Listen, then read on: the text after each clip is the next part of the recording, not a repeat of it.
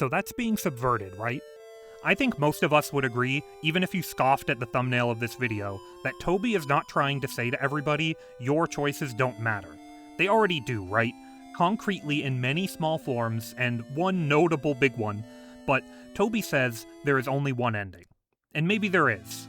The prophecy cannot be subverted. It must happen. It's already written in scripture and in script. If Toby says there is one ending, who are we to deny? If the prophecy says there is only one ending, who are we to deny? I think there is only one ending. One way the story can complete. But what if there was a way to break out of the story? What if there was a way to break the idea of there being a story entirely? I do think there's one ending to Deltarune. It's just that maybe you can find a way out. Maybe you can find a way between the lines. Maybe, somewhere, a new future for these characters does exist. And the final moments of our time with this game will not be in tragedy, like many in the community seem to think, but in the ultimate catharsis possible for fictional characters.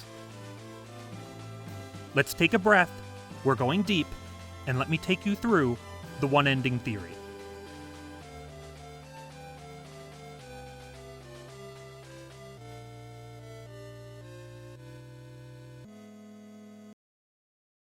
We have to build on a lot of concepts to get to where I'm going, so I'm going to, as quickly as I can, go over a bunch of things that may seem disconnected, but I will bring them all back in the end, okay?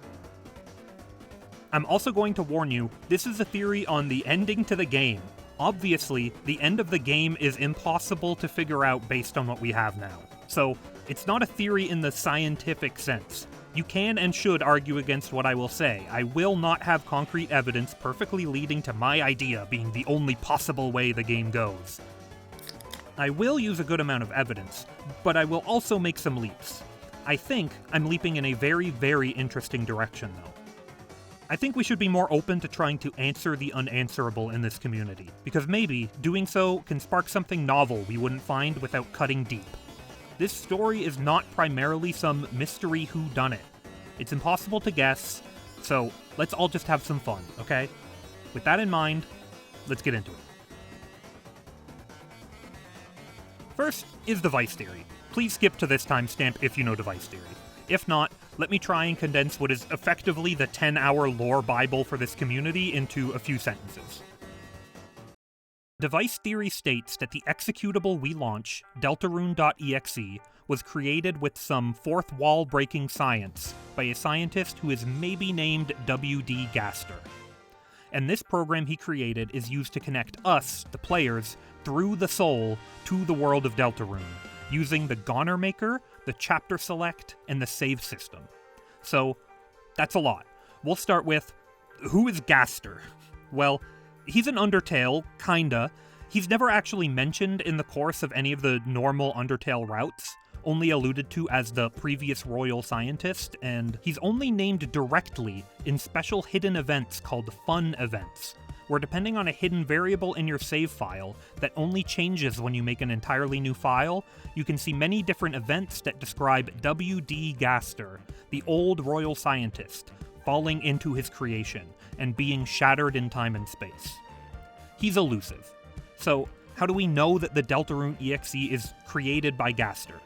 Well, in the game files, nearly everything relating to the things I listed earlier, Chapter Select, Goner Maker, the save system, a few other odds and ends that are interesting but out of scope for this video, all of these system files that actually facilitate us being able to initially connect with the world have a completely different naming scheme to the normal content of the game. And these files have particular quirks that all tie them to Gaster. Mostly word choice and all caps text.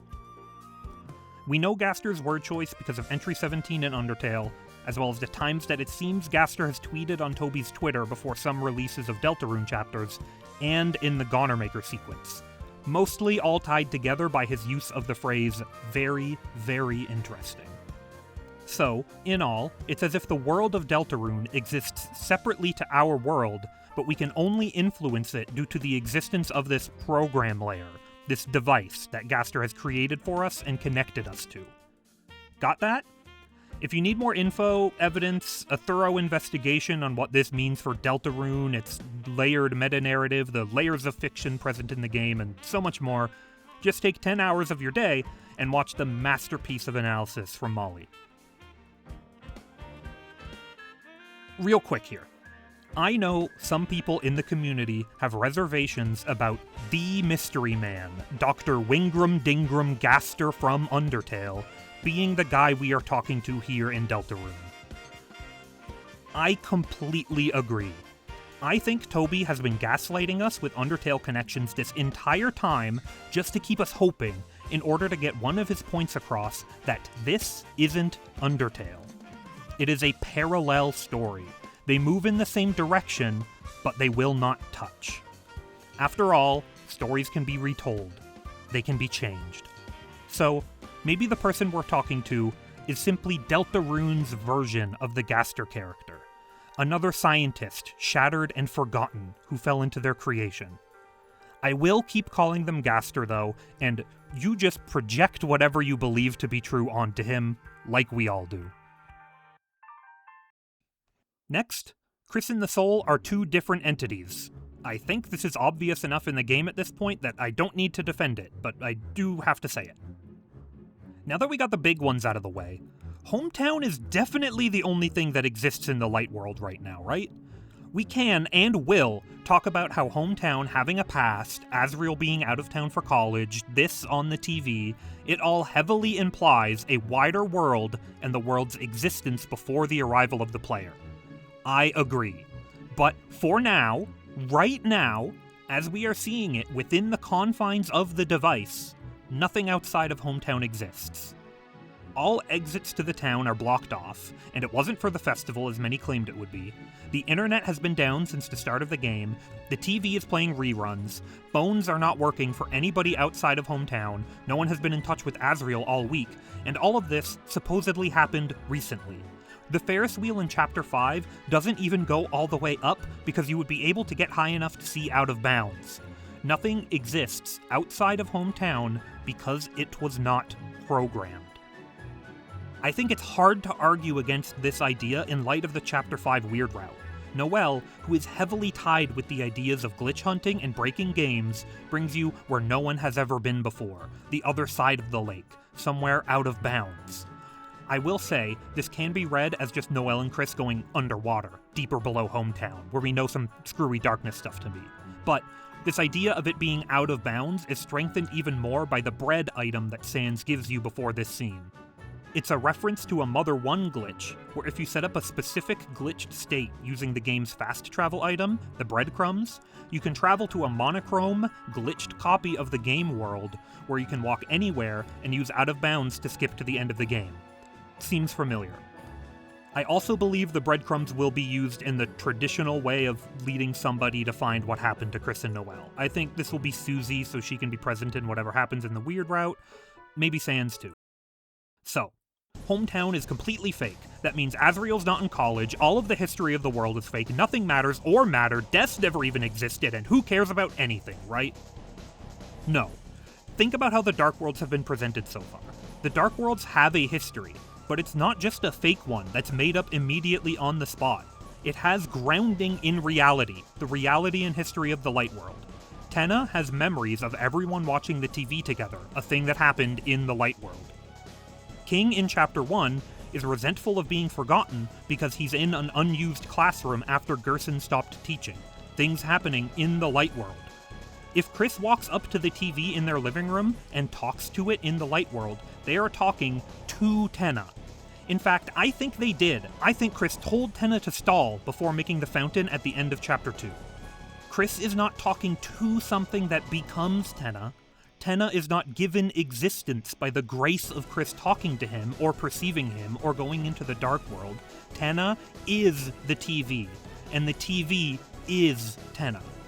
The objects around the Light World have their experiences in whatever plane they experience things when not in the Dark World, and they have their own spirit, if you want to call it that, and the actions of the Lightners have effects on these objects.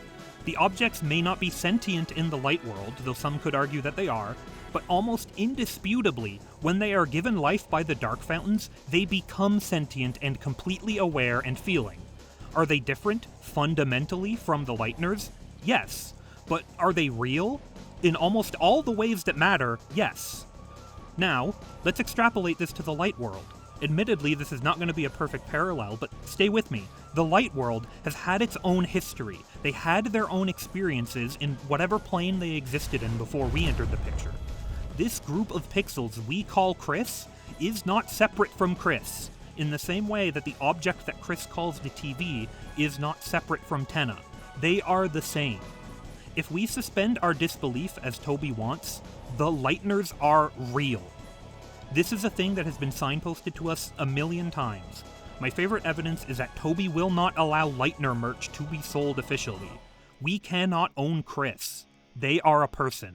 We can own and play with Darkners. They are objects. So, what I am getting at here is that two things can be true at the same time.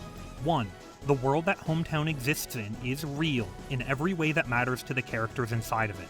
This world was not created with a fake backstory the second we booted up Chapter 1. Deaths existed. Asriel did go to college. Things matter. 2.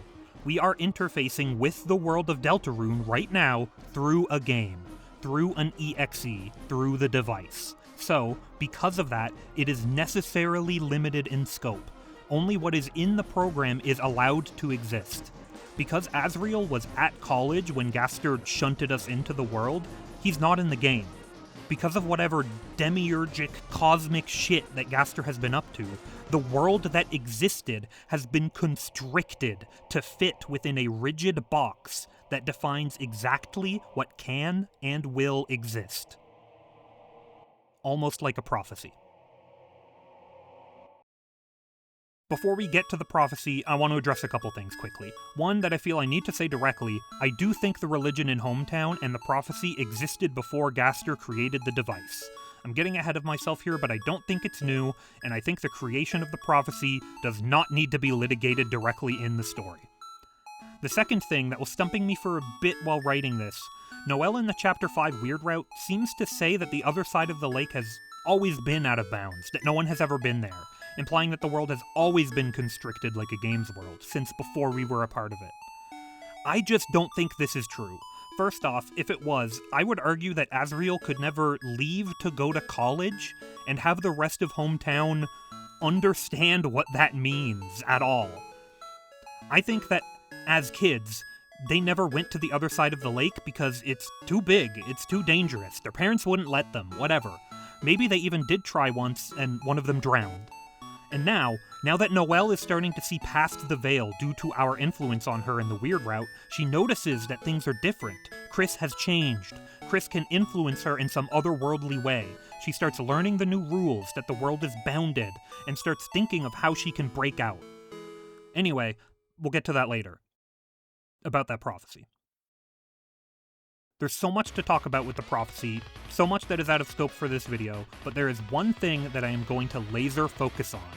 Surprisingly to some maybe, I want to focus on what is basically the most unsolvable part of Deltarune's story so far, the Angel. What do we know about the Angel? Like, concretely? We know it will be banished sometime near the end of the story, and that it will meet with its desire when that happens. That's it. Not much to go on, but this banishment of the Angel is so integral to the story of Deltarune that, aside from the two extremely cryptic routes and gallery panels, it's one of the only things we know for sure will happen in the future as of Chapter 5. We know that the roaring happens, which seems bad, and we know that the Angel is banished, which seems mostly positive. I mean, Ralsei says in Chapter 1 that it's after this banishment that the worlds are saved from destruction. So, we know what the roaring is mostly. It's more dark fountains, it's more titans, it's a flood of darkness like an ocean of ink that washes across the pages. Cool. That leaves us with, what is the banishment of the Angel? Well, the Angel desires it, let's put a pin in that one.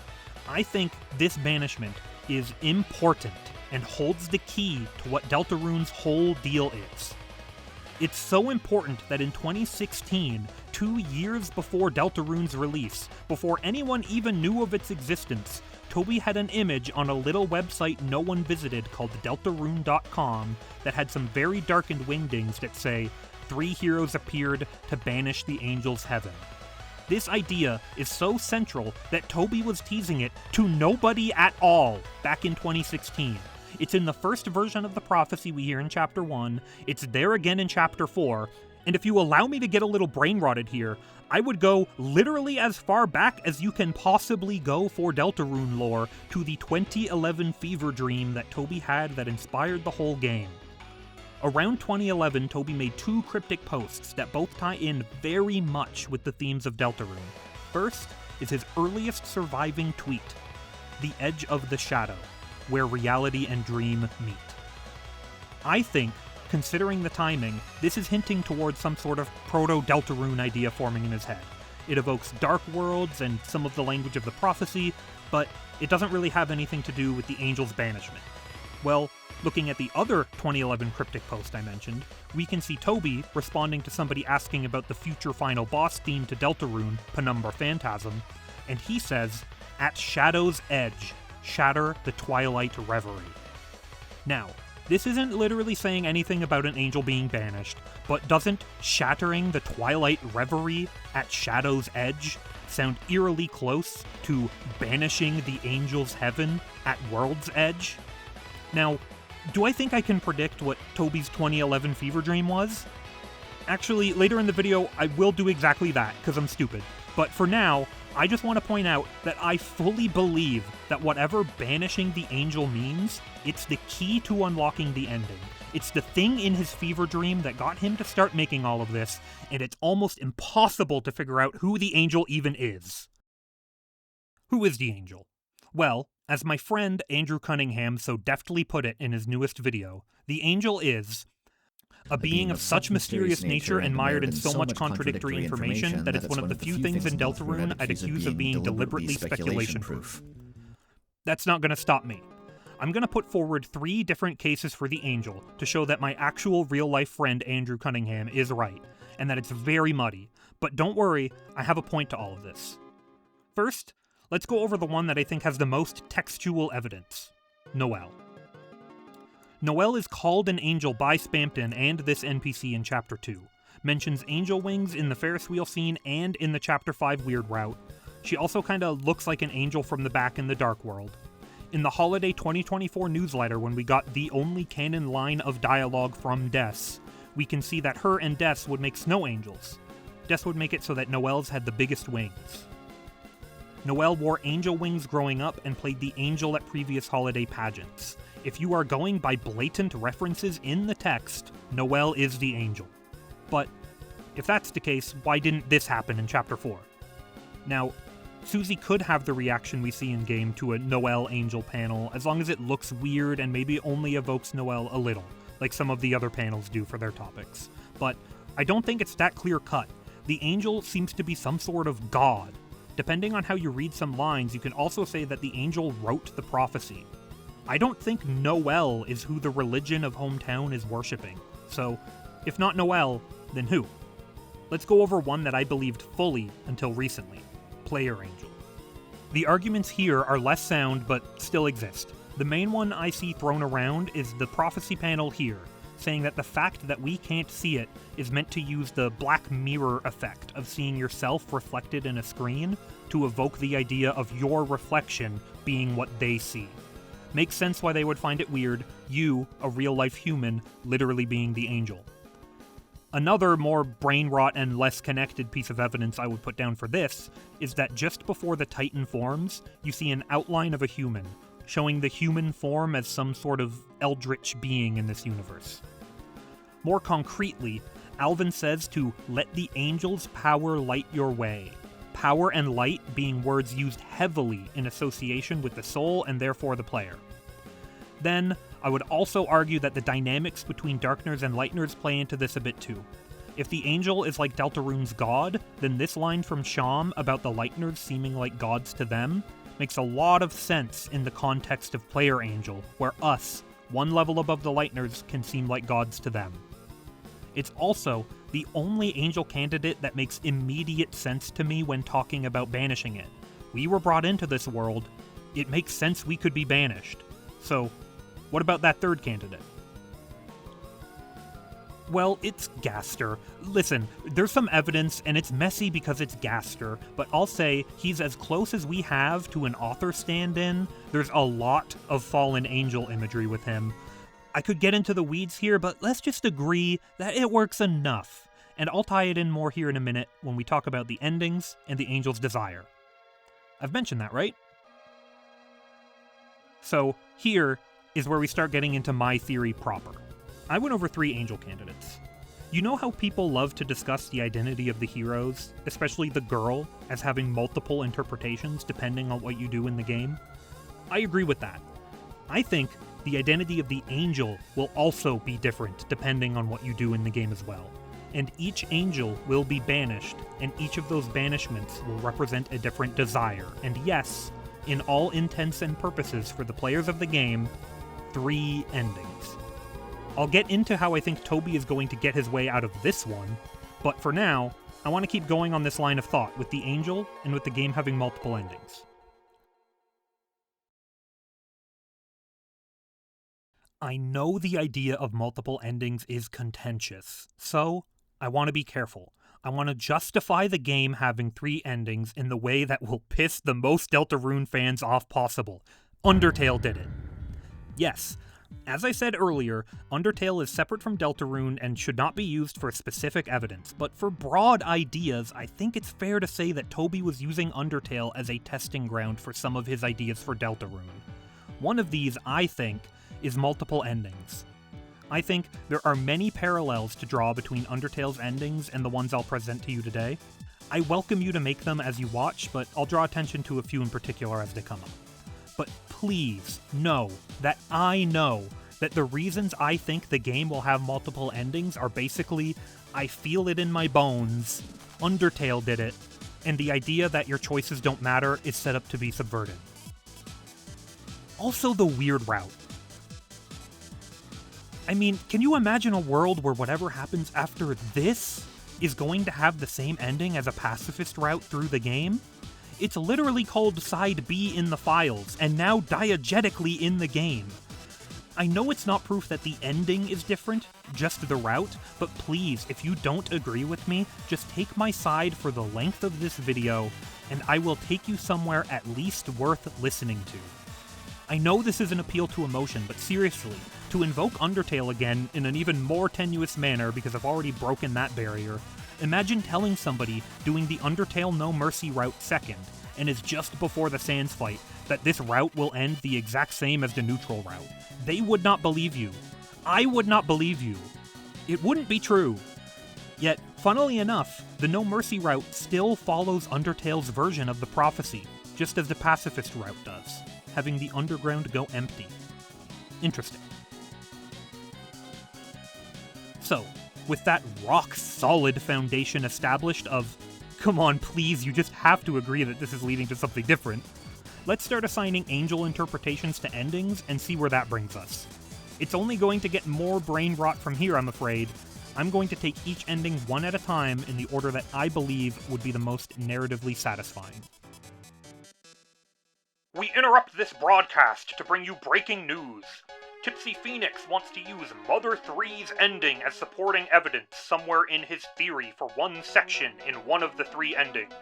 But he loves Mother 3 so much that even placing this warning anywhere near the actual spoilers would be spoiling too much. So, if you don't want to be spoiled on Mother 3, skip to this timestamp and forget this even happened.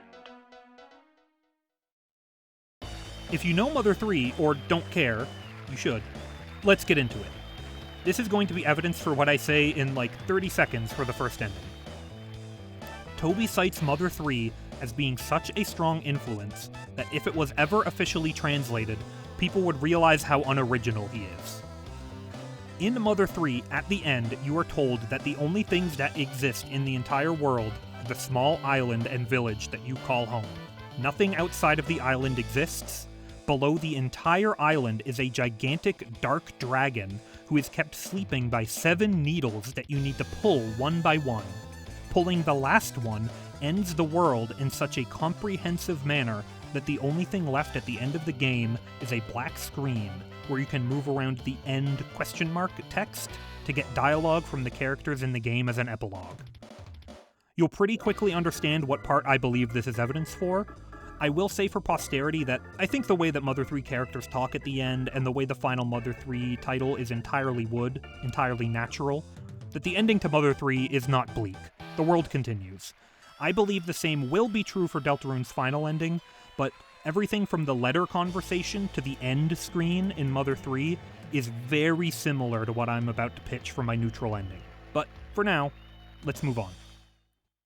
First is the player angel route. This is the route you will get simply by playing the game casually, the first ending most will see. The roaring cries, the worlds are saved, but the angel must be banished. Let's go back to what I was saying earlier about the nature of Hometown and all that. If what I am positing is true, and that the world existed before but has recently become bounded by the program, by the world being forced into an EXE for us, then what happens when the story ends? What happens when the player is banished? Is it like the closing of a dark fountain where the stories can continue afterwards, like how Darkners can reappear if brought to Castletown? I don't think so, at least not fully. I know people hate this idea, but am I saying the ending to Deltarune will be a hard cut to black when we have our connection severed? Yes, I am. Well, with some caveats, because I know just doing that would suck. I think stopping the roaring and banishing the angel's heaven are two separate things that both have to happen in the prophecy. They could be hand in hand, they could happen back to back, but I do think that if we are banished, we could still get to see a little bit of denouement beforehand, knowing that the worlds are saved before we get shunted back out of the world. But, you know, I'd still like to know what happens to the characters I care about, right? Well, I don't think it's impossible that after you get removed from the connection to the soul that Gaster created, it would work thematically and could be conveyed to the player that whatever bonds you created with the characters could be strong enough to continue a small connection to get an epilogue of sorts from all of the major Darkners you successfully brought to your Castletown or otherwise helped, and all of the Lightners in the story. Keep in mind, I believe in this ending, the device will still be in place. What does that entail? I'm not 100% sure. It depends on how Toby is feeling. I could see it meaning that we hear from the characters as they continue on in some way in Hometown that we don't see, on a black screen like Undertale's neutral route. We learn that Hometown is blocked off still, and now people are starting to question it, implying the town is still limited by the confines of the program. Only the assets that exist in the game still exist in their world. Azrael never comes back. Des is still missing.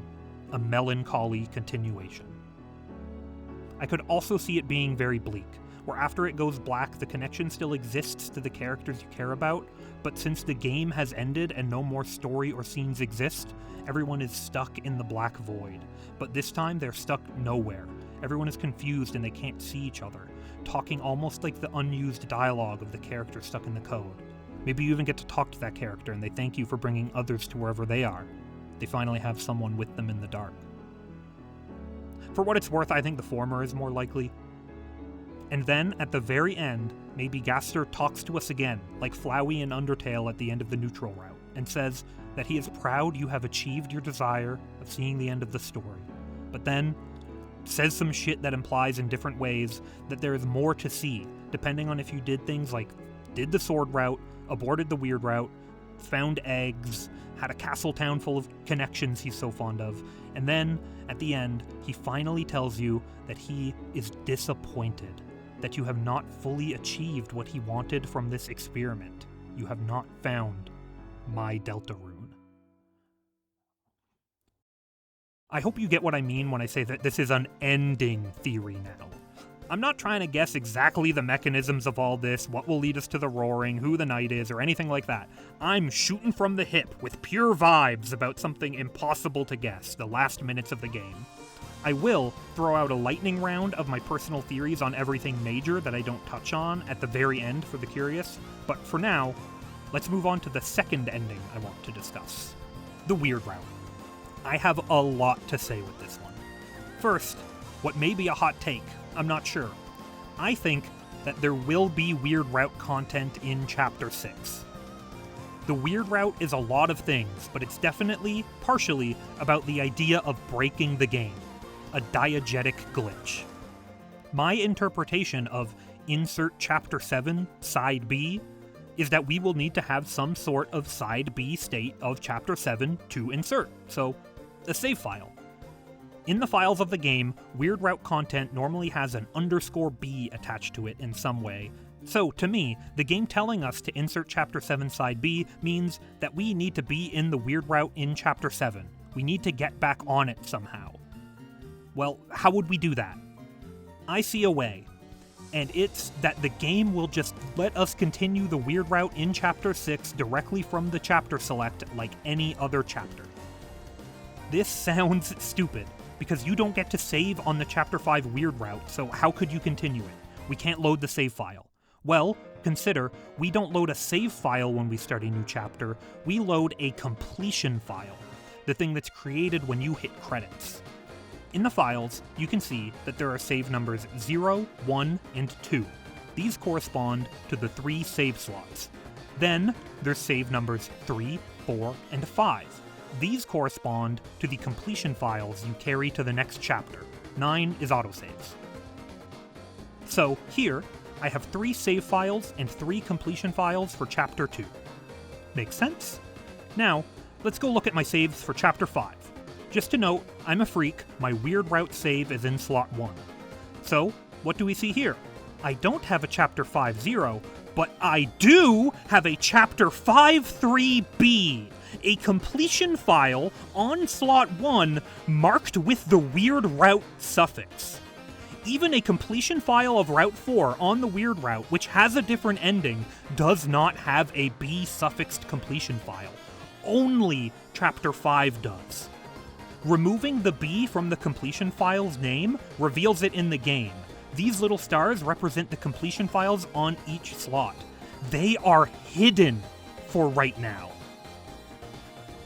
What could be weirder than thinking you don't get to continue the Weird Route in Chapter 6 because you didn't get to save, and it literally asks you for Chapter 7, but you boot up Chapter 6 and there it is, your Weird Route completion file, green outline.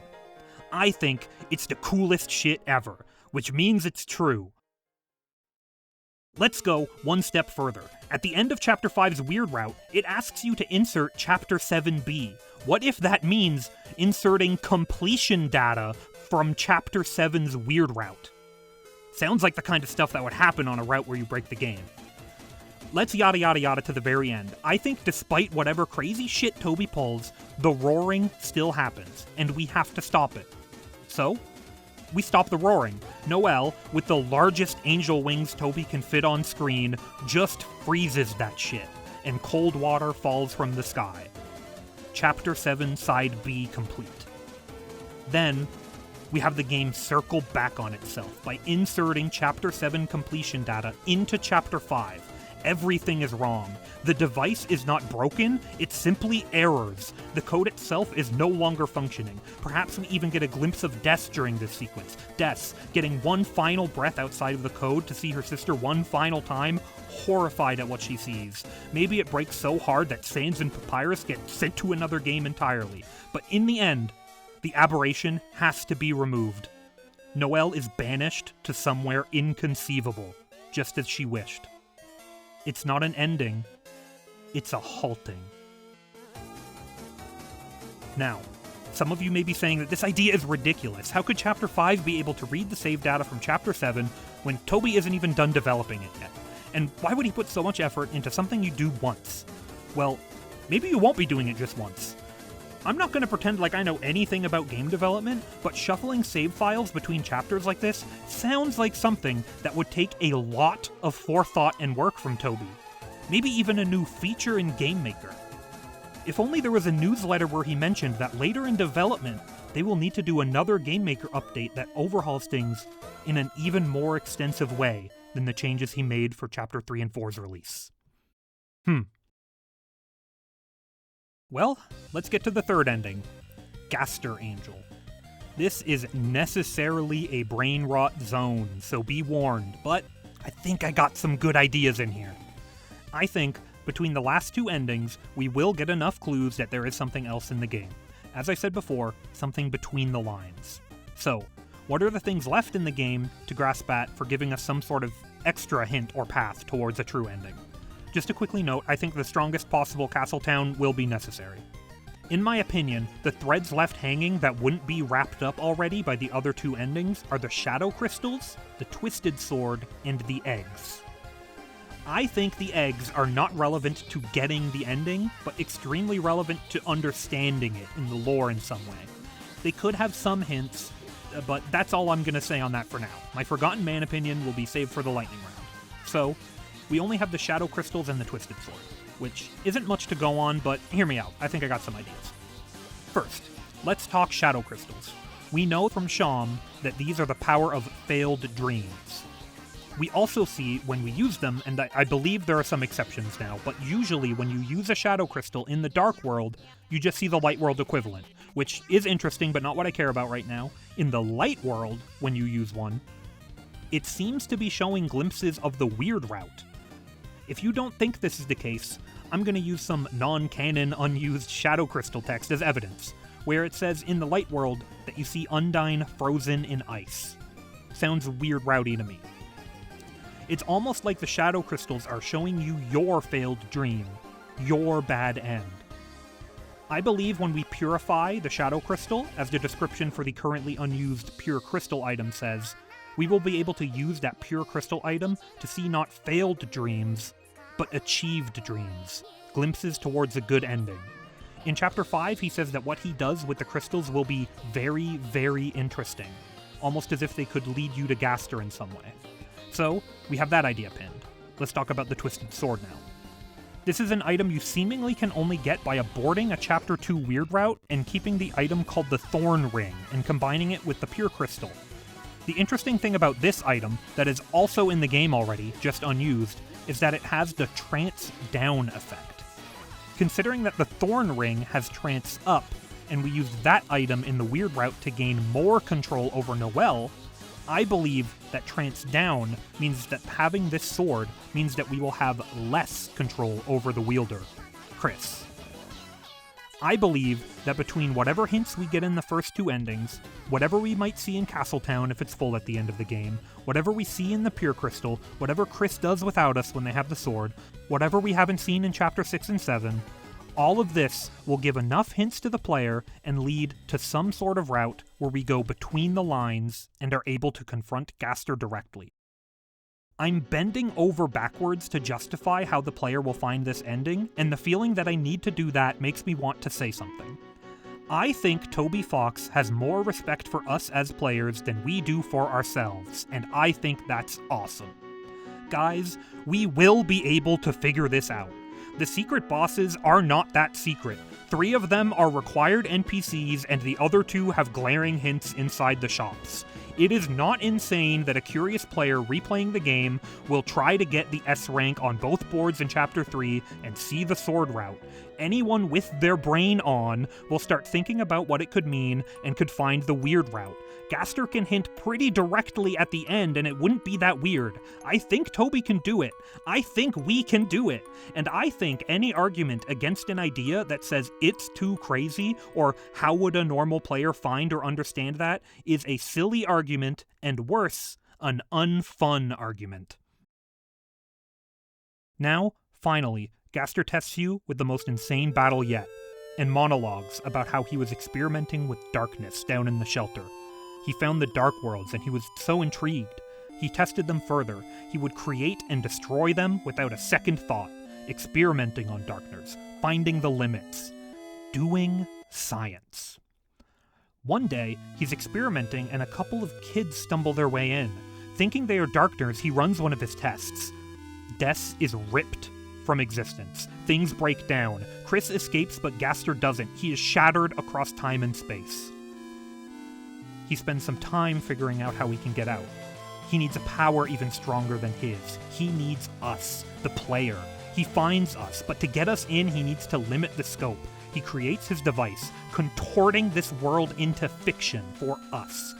His hope, his dream, his desire is for us to get to this exact moment, and to destroy and free him, and then the program to give him and his world the freedom they want.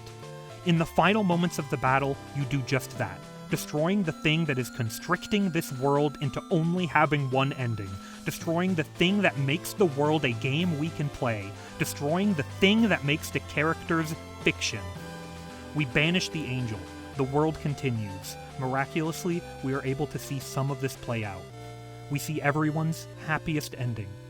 Asriel returns from college, and in the end, from the woods, stumbles out a deer who was lost in the code for years, finally returning home. Not an ending, a continuation. One that anyone can pick up and create their own story from. A story retold. A story changed. Sick fanfic, right? I don't know. I think this is plausible. More than anything, I just needed to get this idea out into the world. I hope you all liked it. I will say, if this is in any way accurate, I don't think Toby will actually have Gaster say, "I am the one who created the EXE on your computer, human person," or any references to it being a game and a program directly at all. I used that language in the video for ease of understanding, but if this type of thing were to happen in the game, it will all only be heavily hinted at and couched in the language and symbology of the game. Like how determination represents the ability to save in Undertale, darkness will represent something equally important in Deltarune. As for what all those symbols mean, I don't know. Ask my really for real, I'm not kidding at all, he's my IRL friend, Andrew Cunningham, for that. For some loose ends, I said I would predict what Toby's fever dream was. I believe it was a lucid dream where he was just fucking around, but then the other characters in his dream started becoming eerily aware they were in a dream, that they were fiction. Maybe his dream becomes less lucid, he starts having less control like Chris, and the dream ends with these people forcing him out of his own dream. I believe this is why the connection between Shatter the Twilight Reverie and Banishing the Angel's Heaven exists. In 2011, it was a dream, so it makes sense that he would be calling it a Twilight Reverie and where reality and dream meet. I think this dream evolved into this game. The ideas of characters you think are fake being real, those characters realizing they might be fake and grappling with it, and those characters becoming real by banishing the entity that is perceiving them as fake. Sounds like something that would happen in a fever dream to me, and sounds like something that could be translatable into a game. I don't think his dream was the plot of Deltarune, a group of friends going into fantasy worlds to save both worlds and save their missing childhood friend. I think his dream was an impactful moment, something that hit him so hard that he immediately knew he had to dedicate the next decade and a half to making it a reality. It had to be something crazy. Or not. I don't know the guy. I only know Andrew Cunningham. Oh, man. To summarize, I think right now, as we are seeing it, Hometown is the only thing in the light world of Deltarune. The program created by Gaster to connect us inherently means there must be limits on the world. These limits were not always there, though. I think that Asriel being at college and it being introduced so early, almost immediately, means that this world must not have been as contained as it is now. If it was, I don't think they would have a concept of what gone to college even is. I think, for the purposes of a Steam review, when Deltarune is all out, you can say that it has 3 main endings. I think, diegetically in the game, only one ending will truly be an ending to the story. The other routes will be semantically not endings and emphatically portrayed in the game as very alternate and reinforcing the idea that this is not how the story was supposed to be. That being said, I still think all 3 routes will follow the prophecy, due to its vague nature. Because of all of this and the contradictory evidence surrounding it, I think there will be multiple interpretations for the angel and its desire depending on the ending you get. I think the neutral ending will be Player Angel, where we are banished from the device, but our connection to the characters we brought to Castletown and the Lightners allow us some sort of small epilogue similar to the Undertale neutral route. This ending will also have Gaster talk to us at the end and hint towards what else you can do in the game depending on what you did. Again, similar to Flowey in the Undertale neutral route. He will not be satisfied with this ending, we won't be either, and many people will be mad that the game states that the desire of the angel, who is the player, was to see the end of the game. How could Toby possibly say that every player who beats the game would have wanted to beat the game? I think the second ending will be Weird Route. The extra completion file created by the Chapter 5 Weird Route will be extremely relevant. I think you will continue the Weird Route in Chapter 6 despite no one thinking so, and after continuing it into Chapter 7 and completing it, we will load that Chapter 7 completion data into the end of the Chapter 5 Weird Route, and after some absurd glitchy shenanigans, we will see Noelle, with gigantic angel wings, freeze the roaring entirely. She will be banished somewhere so far out of bounds we can't even comprehend it, just as she desired. Then, I believe the third ending, which the average player will reach through hints from Gaster in the neutral ending, especially if you have a full castle town, some esoteric crazy shit about the device in the Weird Route ending that won't be necessary but will help explain, hints from the eggs, pure crystal, twisted sword, and all the extra stuff we haven't seen in Chapter 6 and 7, the player will be able to find some path through the game that leads to Gaster. We will confront Gaster, giving him his desire of being finally free from whatever state he's been stuck in by destroying the device, symbolizing the release of Hometown from being in a program and releasing the characters from the confines of being fiction at all. This includes Des finally being brought back out of the code or the knight armor and coming home, even if just for a fleeting moment.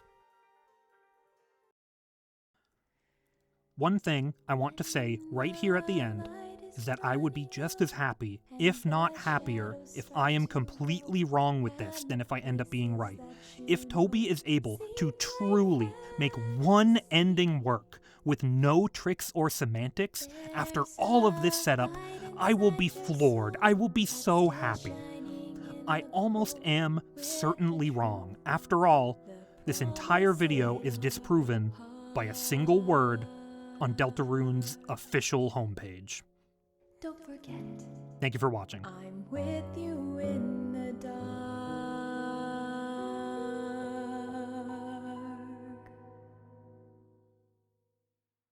I hope you all enjoyed the video, but please stick around for the lightning round, where I cover some of the bigger unanswered mysteries that I did not cover in the rest of the video. The first few are things that I wish I could have fit into the script, but I just couldn't.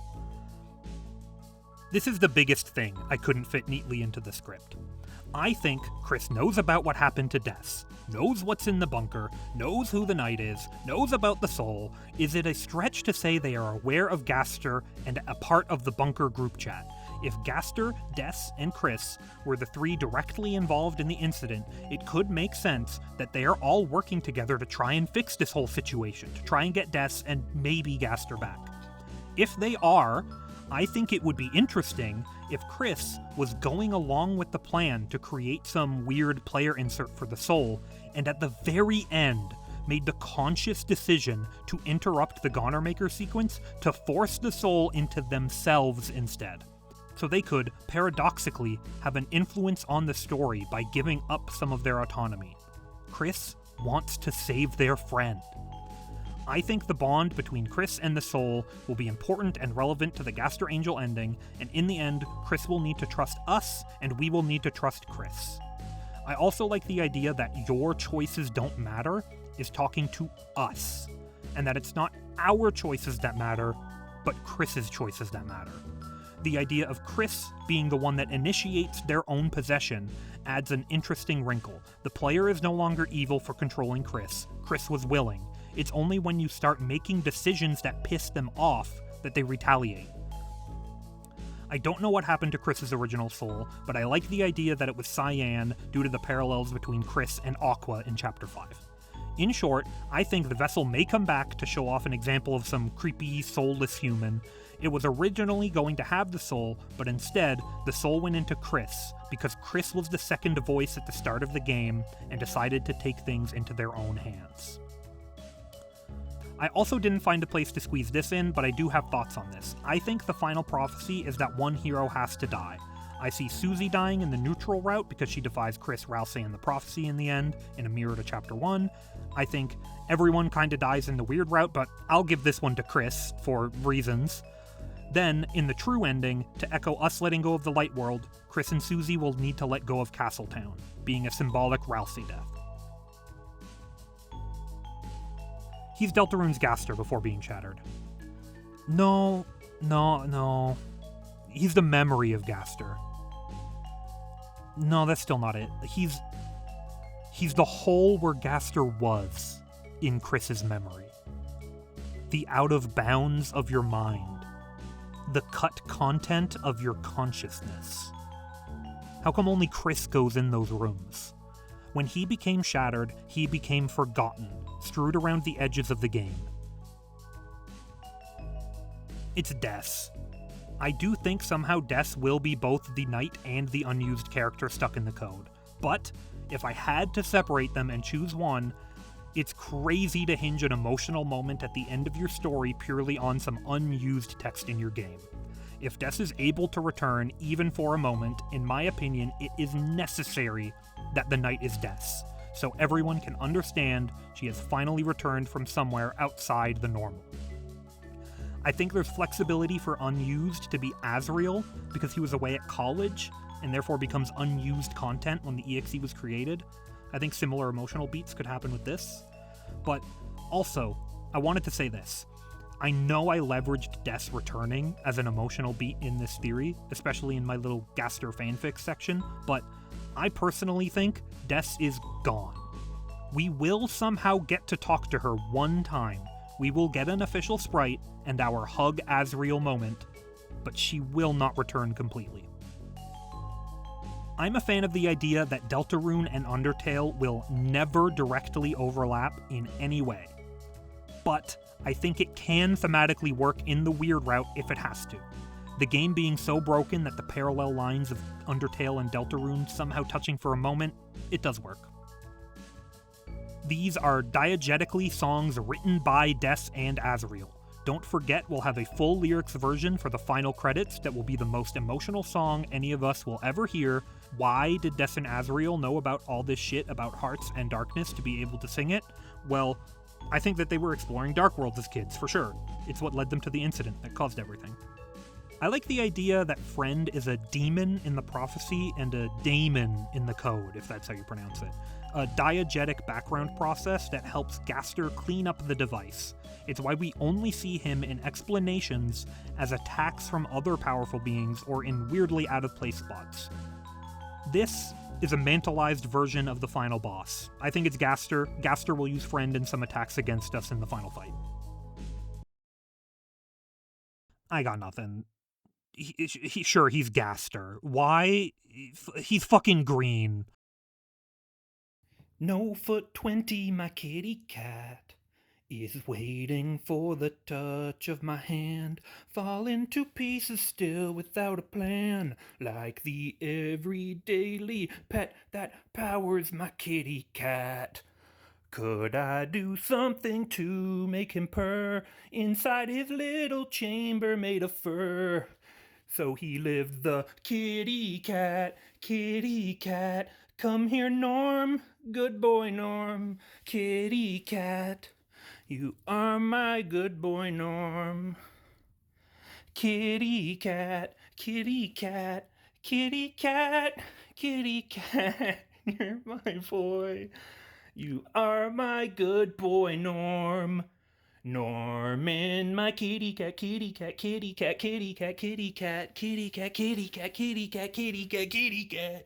Yeah. Oh man.